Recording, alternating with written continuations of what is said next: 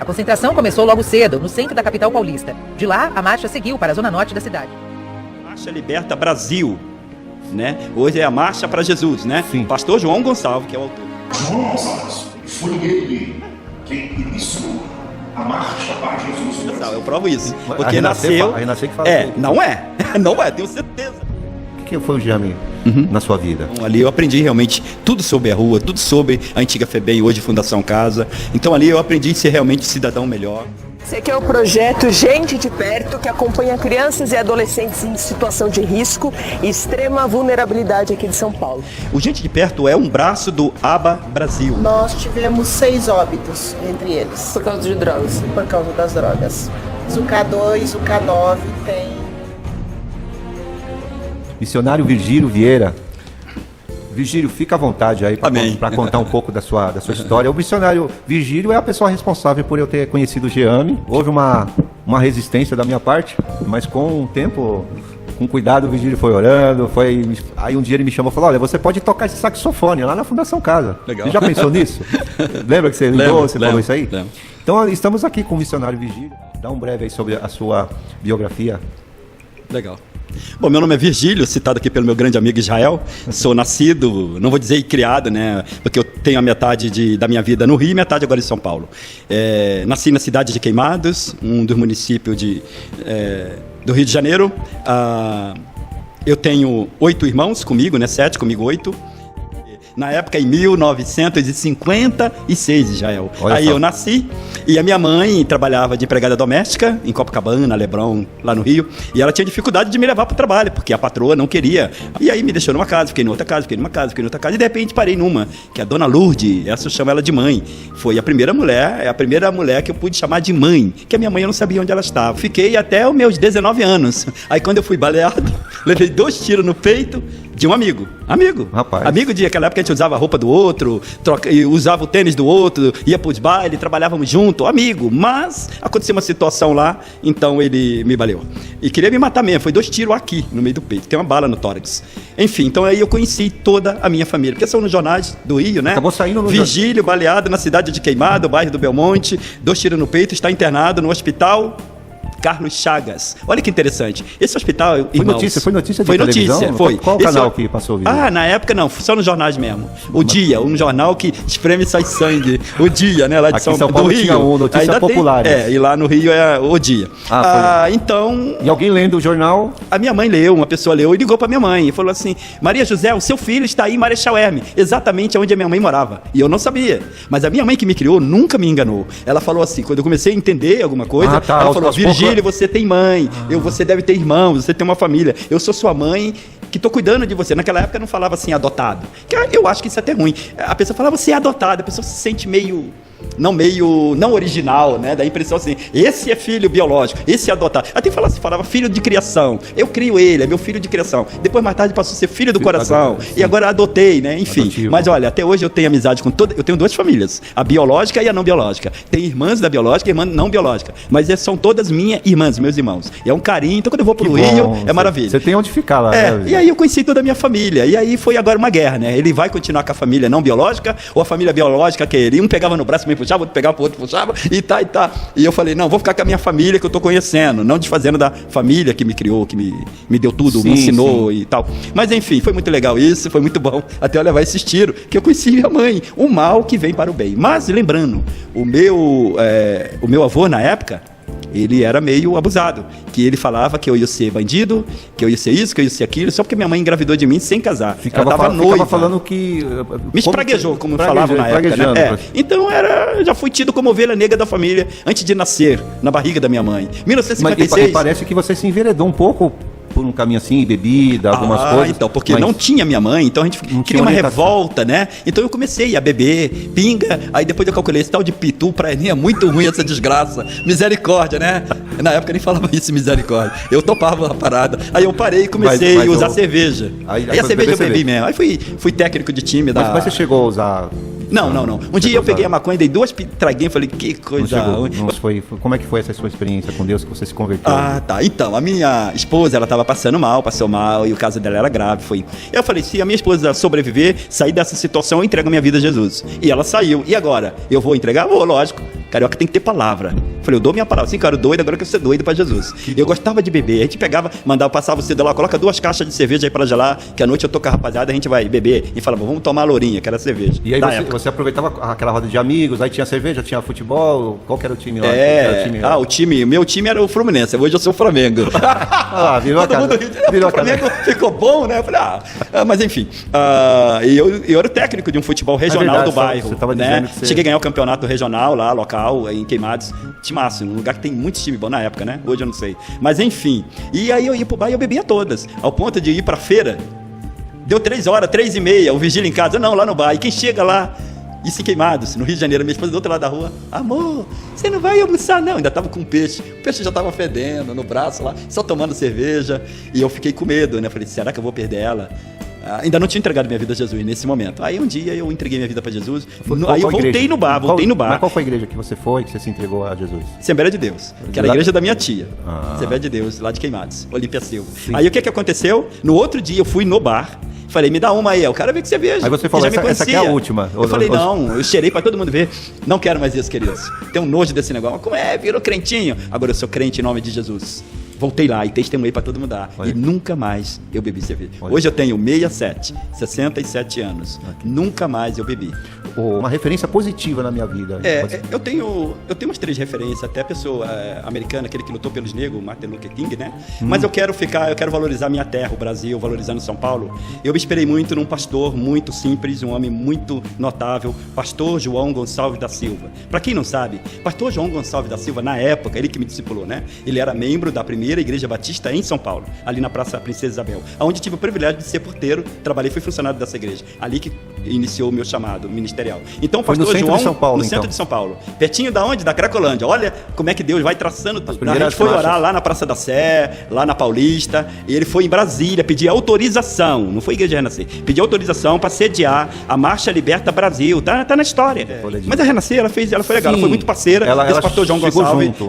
Eles deram uma caminhada, eles apoiaram muito, mas não foi eles que criou. Quem teve a iniciativa foi esse pastor, que era batista. Que é batista até hoje, ele é membro numa igreja batista em Brasília. Que é uma das suas referências. Você lembra quem é outro personagem que te marca como referência, Vigílio? Pastor Irlande Pereira de Azevedo. Irlande, que também é... Esse é um homem tão simples. Da Batista também. Batista, primeiro Batista de São Paulo. Ele hoje deve estar com 90 anos, por aí. Esse homem é tão simples que ele foi convidado para pregar, dar uma palavra lá em Londres, no palácio da Rainha Elizabeth. A palavra dele é uma palavra simples, uma palavra assim que traz transformação. Você sente simplicidade, mas um dos maiores pregadores do Brasil. Já pregou, acho que ele já visitou mais de 50 países e é um homem simples, né? E até hoje ele está exercendo a função. Ativo ainda. Ativo. Ele formou e forma ainda, acho que muitos pastores batista, da Teológica Batista. Ele é um grande incentivador, é um homem completo. Na verdade, assim, tem outras pessoas que abrilhantou muito a minha vida. Não posso esquecer, Suzane Dupont, né? Sim. Você conhece? Você não teve o privilégio de conhecer, na época, o marido dela, o Fernandão. O Fernandão e a Suzy foram meus mentor na rua. Eles que me ensinaram como evangelizar então, aí iniciou... as pessoas na rua e como evangelizar os meninos da época antiga FEBEM. Com certeza você vai lembrar de mais nomes. É claro, que assim, se você citar, vai ser muitos. Mas eu acredito que a Suzane também... Não, ela é incrível. Até hoje ela faz isso. Todos eles, até hoje, estão fazendo o mesmo trabalho. Pastor Irlande tem mais de 50 anos de ministério. Bom, então aí a Suzy também entrou aí nesse... Ação, evangelização e família. Você sentiu esse chamado aí? Quando foi que foi assim, eu era membro na época da primeira Igreja Batista de São Paulo e um belo dia uma pessoa me chamou para ser porteiro da igreja, porque eu era muito evangelizador e a igreja tinha um trabalho com os meninos oriundos da FEBEM. Então os meninos saíam lá da FEBEM e vinham para os cultos da primeira Igreja Batista. O ônibus da FEBEM trazia as meninas e os meninos para assistirem culto na primeira Igreja Batista. Coisa. E aí depois os meninos isso aí foi em 80, em 80 por aí. Década de 80 e pouco. Início de 80. E aí o que acontece? Aí entrou o Fernando e a Suzy. Aí eles olharam, viram que eu sempre estava evangelizando os meninos. Falei, sabe lá, rapaz, Jesus te ama, toma um folheto. Aí um dia ele falou assim, esse cara vai dar um baita missionário. O Fernandão falou pra mim, juntamente com a Suzy. Aí o que ele fez? Ele era gerente de um posto de gasolina no Largo do Aroche. Aí, meu irmão, começou. Aí, apesar que as mensagens estavam me chamando para o ministério, mas eu ainda não sabia bem o que eu queria. Mas eu já sentia algo inflamando no meu coração. Aquele arder, vai, larga tudo que tem, vai, né? Não é assim? Sim. A gente dá uma de doido, né? Mas consciente naquilo que queremos fazer. Aleluia. Então aí esse rapaz já arrumou para me trabalhar de frentista. Aí um dia, chega À noite, 2 horas da manhã, o porto era 24 horas. Chegou 15 meninas e um menino. E esse menino me chamou a atenção. Um frio, Largo do Aroche. Olha onde eu estava trabalhando, próximo da Cracolândia. E ali eles foram para pegar, ter um acerto com um funcionário do dia. Acertar as contas, estavam armados. Com faca, canivete, que na rua não vai usar, menino usar arma de fogo. É arma branca, que é faca, etc. Então, enfim, aí falou, cadê? Eu falei, não, tá aí não, eu, que não, o senhor não. Falei, olha, quer abrir a geladeira? Acho que o outro não fazia isso. Abre a geladeira aí, confia nele, pega a coca aí. Aí um queria pegar, mas eu falei, opa, o senhor pediu pegar uma. Oh, se liga. Eu falei, vou pensar ouvindo de cara, né? Aí pegaram, dava uns 17. Enfim, e aí eles bebendo, repartindo. Eu falei, nossa, eles têm essa unidade, né? Essa igualdade. Um pega uma coisa, passa pro outro, e não tem esse negócio ser meu, né? E aquilo foi me chamando a atenção e tal. Aí eu falei assim no meu coração, Jael, agora sério mesmo. Sim. Falei, Deus, será que não... Normalmente é assim que Deus chama a gente. Será que não tem ninguém que tá fazendo um trabalho com ele? Porque se falar que tem, a gente... então já tem, né? Não é assim, mais ou menos? É. E entrou essa interrogação em mim. Falei, eu quero cuidar dessas pessoas. E no outro dia eu pedi minha conta. Rapaz, você fez isso... Eu pedi a conta, o patrão falou, ficou doido. Falei, você vai trabalhar de quê? Eu falei, eu vou trabalhar numa instituição do terceiro setor que trabalha com crianças, adolescentes e tal. O meu patrão. Olha. E ele me aconselhou a não ir. Falei, mas eu quero. Propósito. Aí ele, não, no outro dia, eu quero. Ele não... Foi assim, me levando. Aí fez eu cumprir direitinho, né? Aqueles 30 dias lá e tal. Saí um pouquinho mais cedo, me pagou tudo bonitinho. Falou, não vai dar certo, você vai voltar. Eu falei, não, eu não vou voltar. Eu sei o que eu quero. E aí, é isso que o rapaz lá queria, o Fernando. Aí me levou pro Geame. Aí eu fiz um curso de preparação para como trabalhar nas ruas, como entender. E quem liderava o Geame era... O curso era muito bom. Era a Suzy que dava o... Sim, a Suzane do Pong, né? Sim. E aí eu fiquei treinando em treinamento 15 dias. Quando foi que você entrou, que você fez o curso? Ah, você meu lembra? amigo. 80 e pouco, né? É por aí, eu tenho, se Deus me der vida até lá, em janeiro agora, vou completar 35 anos De missão.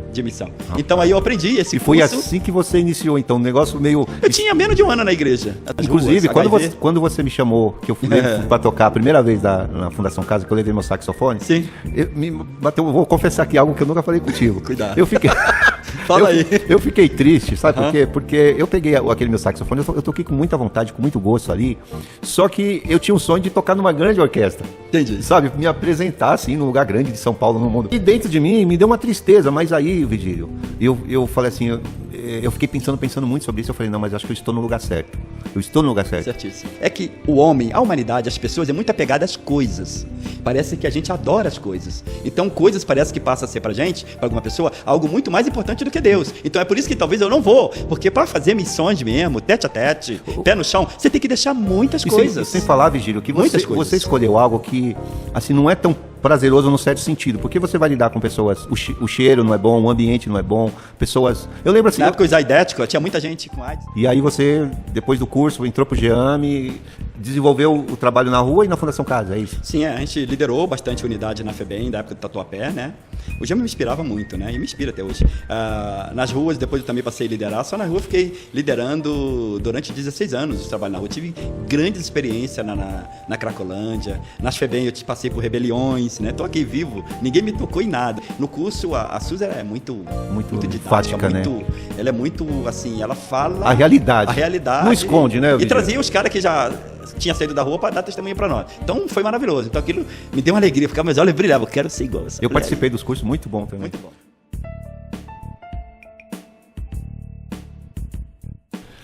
O que é a vida pro Vigílio?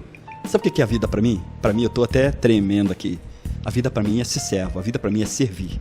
Eu gosto de servir as pessoas. O viver é quando você se doa para alguém. O viver é quando você reparte algo que você tem. O viver é você viver a sua vida para a vida de alguém. É você se doar em todos os sentidos. É servir, né? Tem uma ocupação nas igrejas, alguém é chamado para o diaconato, né? Poucas pessoas sabem disso que eu vou falar. Ser diácono. O que é ser diácono? Ser diácono, amigo, amiga, é serviçal. É você, agora eu passo a ser um trabalhador aqui na igreja. Eu vou lavar, eu vou varrer a igreja, eu vou limpar os bancos, eu vou cuidar da igreja, serviçal. Mas o melhor é cuidar de pessoas. Então a vida para mim é servir as pessoas. Eu quero morrer servindo as pessoas. Exemplo de Jesus. Todavia ele serviu as pessoas, ele cuidou de pessoas. Pastor não com ovelha animal, pastor de gente, né? A Bíblia fala sobre isso. Que bom. cuidar de pessoas. Que bênção. Paulo, ele fala assim, cada um cuida não somente do que é seu, Sim. mas também do que é dos outros. Que é dos outros. Que resume esse seu entendimento de vida. Muito bom, Vigílio, muito bom. Talvez se todos, impossível, mas muita gente querer servir o próximo, teríamos um mundo bem melhor. Muitos falaram já pra mim, poxa tio, se eu bem que poderia ser meu pai, queria ter um pai igualzinho o senhor. Eu falei, Jesus, misericórdia. I have a dream. Você tem algum sonho? Qual sonho que você tem? Tem algum sonho seu que já foi realizado? E tem algum sonho que você imagina que possa ser realizado? O meu sonho realizado é que eu queria evangelizar pessoas em drogadição, pessoas nessas situações, e Deus me deu esse ministério. Louvado seja Deus, sou muito feliz pelo ministério que Deus me deu, de servir as pessoas. Mas eu tenho mais 2 sonhos. Eu tenho sonhos ainda que eu não sou chamado para o púlpito, para as 4 paredes dentro da igreja. O meu chamado é para fora da igreja, né? Mas na verdade, se eu pudesse realizar, vou até orar por isso. Ter uma igreja jovem, com coisas que jovem gosta, ter acampamento, a cada 6 meses um acampamento, que no acampamento Deus fala muito também, tirar, principalmente na época de carnaval, tirar o nosso jovem daqui, uma igreja com espaço bem grande, onde teria piscina, teria handball, futebol, society, sabe, teria assim, muitas coisas, oficinas, em vários setores, então a igreja assim, se envolvendo na causa dessas pessoas, não a igreja que o pastor usa o púlpito e ali ele fala no púlpito, uma igreja sem púlpito, uma igreja onde que a gente tira os bancos, mas se eu for mais das cadeiras, como essa, boa de sentar tudo de primeira, faz uma roda, troca ideia ali com os membros, principalmente com o jovem, orientando o jovem, ensinando ele o mundo que ele vai encarar, preparando não somente ele, mas também a família dele, aí até assim, vários pastores, vários irmãos para cuidar dessas pessoas, preparando as crianças, uma igreja se preparando para o amanhã, porque na verdade nós estamos indo, e quem vai ser a igreja de hoje, de amanhã? São eles.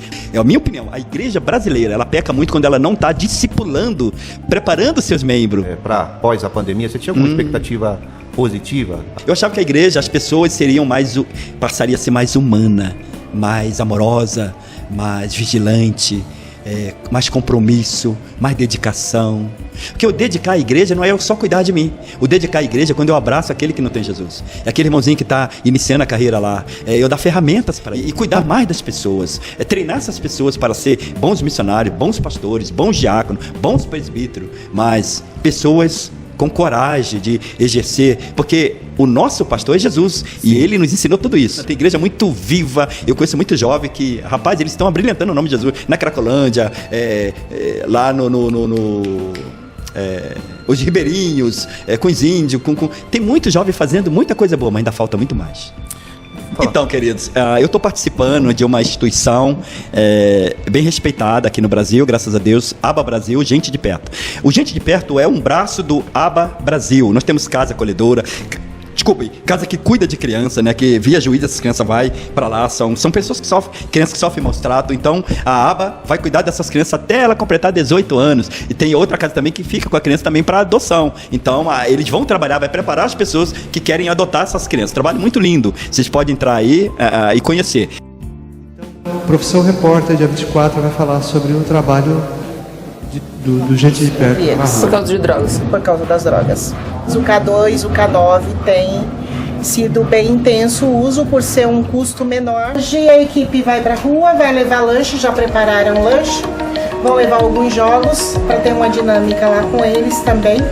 Vocês vão subir até a Paulista.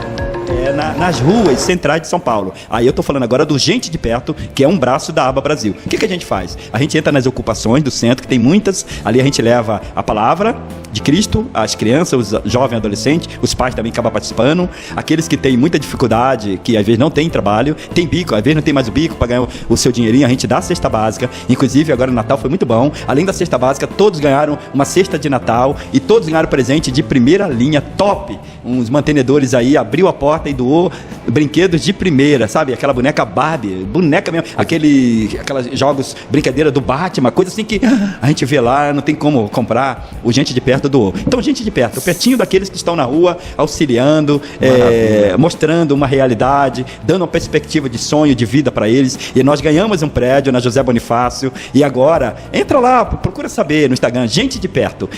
A gente vai ter, ganhamos todo o material para fazer uma panificadora, uma padaria. né? Vamos ter cursos, videogames. Nós estamos fazendo uma parceria com o pessoal lá do Rio, que o Rio é fera nisso. Acabaram de disputar um campeonato na Alemanha. E quem foi? Meninos que lá no Rio andavam com a metralhadora, com um fuzil, hoje está no videogame, porque agora é uma profissão. Se Deus não estiver transformando as pessoas, não está funcionando.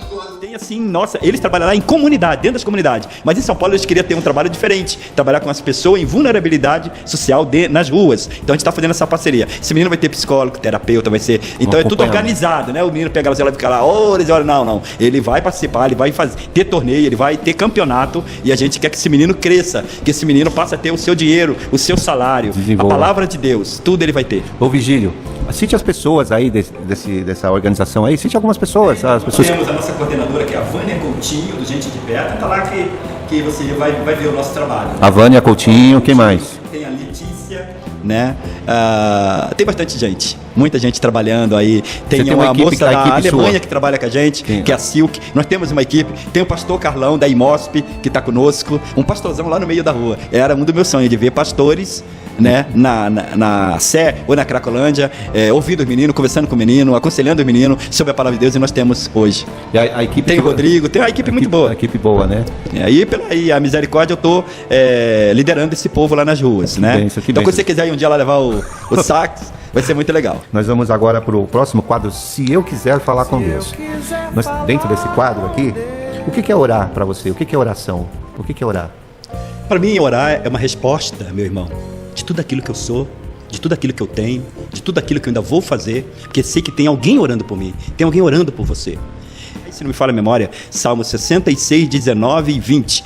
Bendito seja Deus, que não rejeita a oração. Ou seja, Deus responde a oração. Se Ele responde a oração, se eu tenho um Deus, que eu sei que Ele é Deus, e Ele responde a oração, eu quero trocar essa ideia com Ele, eu quero conversar com Ele em oração. Então, eu orando pelas pessoas, para que Deus faça isso, faça aquilo. Então eu estou tendo uma vida maravilhosa das respostas que eu tenho, de tantas respostas, de tantos questionamentos que foi desenvolvido através da oração, e eu pude ter discernimento, porque pessoas oraram. Se eu estou vivo hoje é porque tem pessoas orando, pessoas que oraram, gente que já morreram, que oraram por mim, para me ser um homem tal, e eu estou tentando ser esse homem. Então a oração é tudo, sem oração é muito difícil.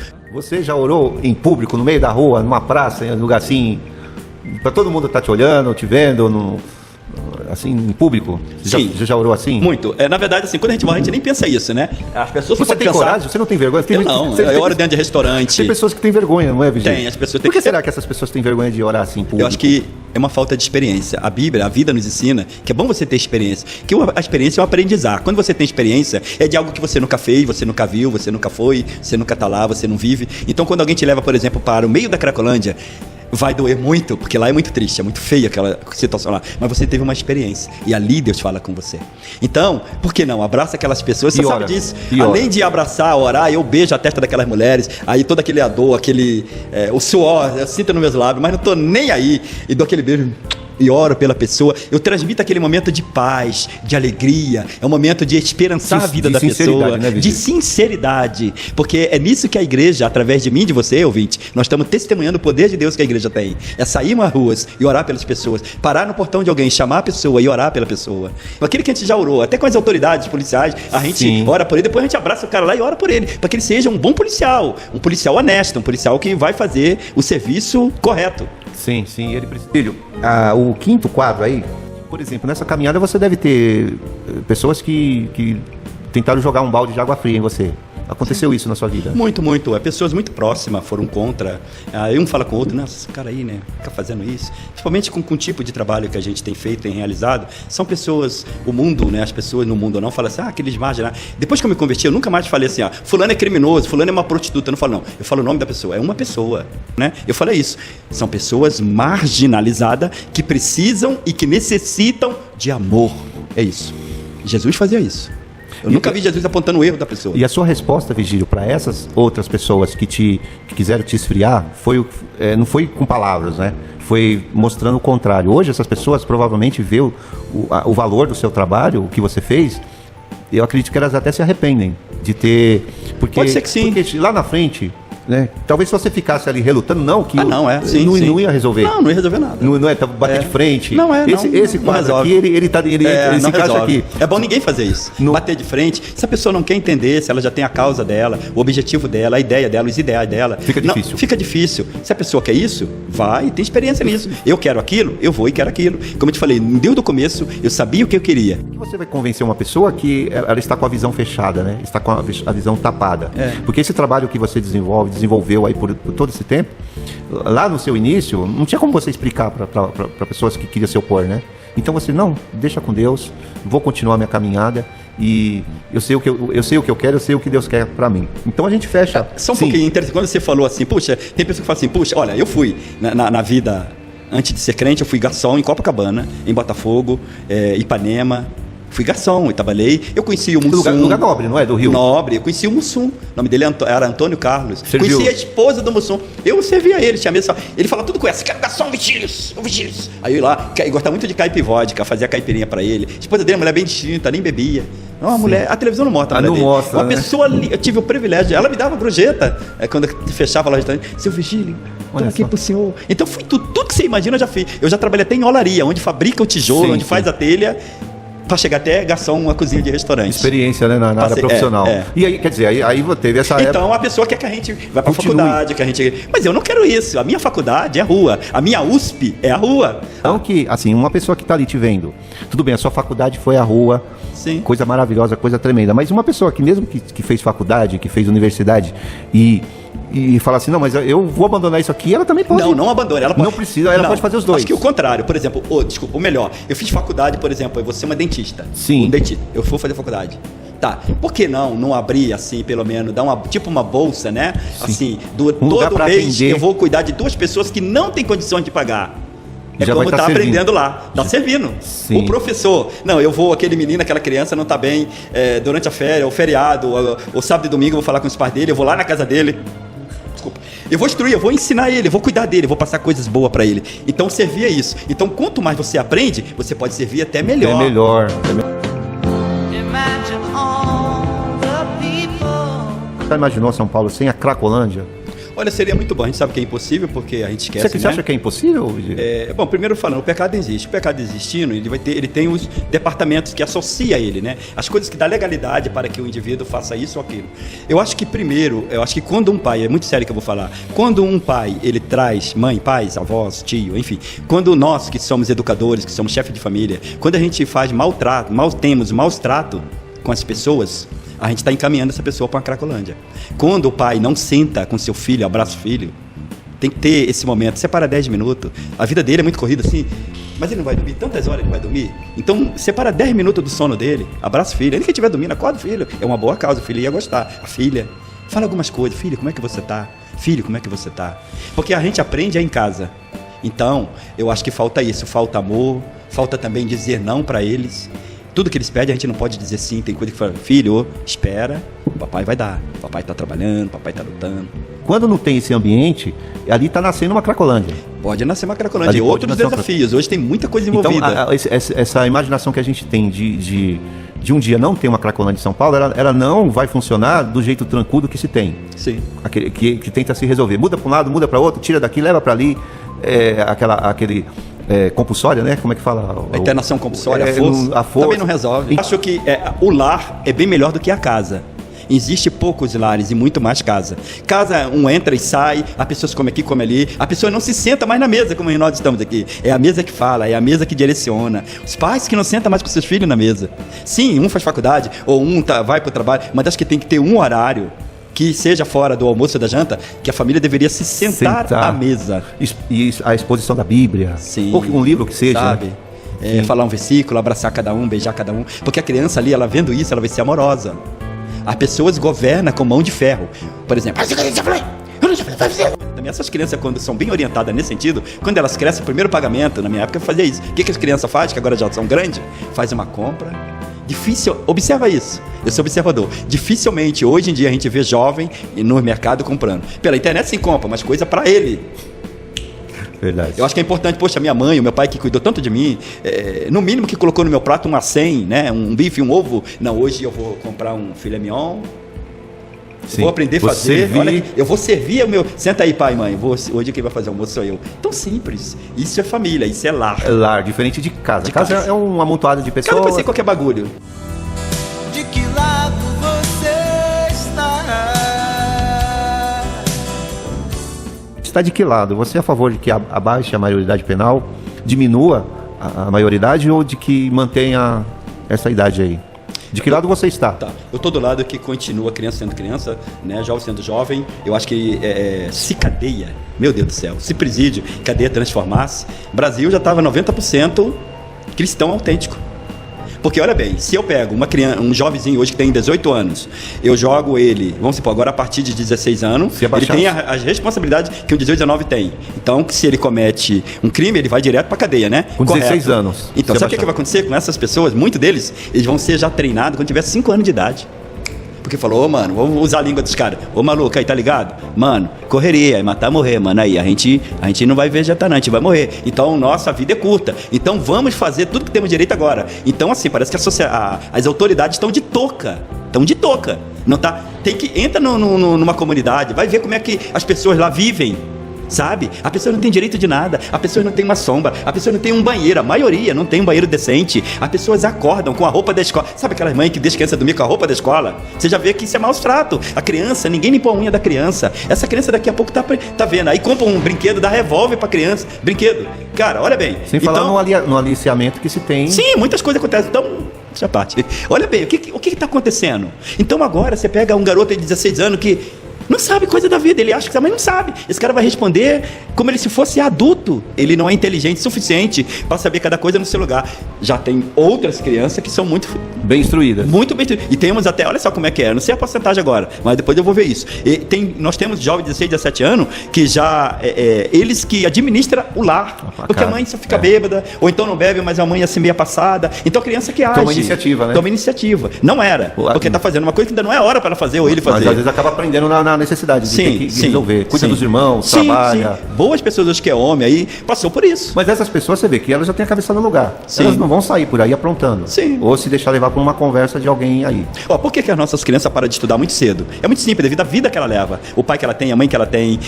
Não tem nada que chama assim, que faz os olhos brilhar dentro de casa. É muita cobrança, é muito...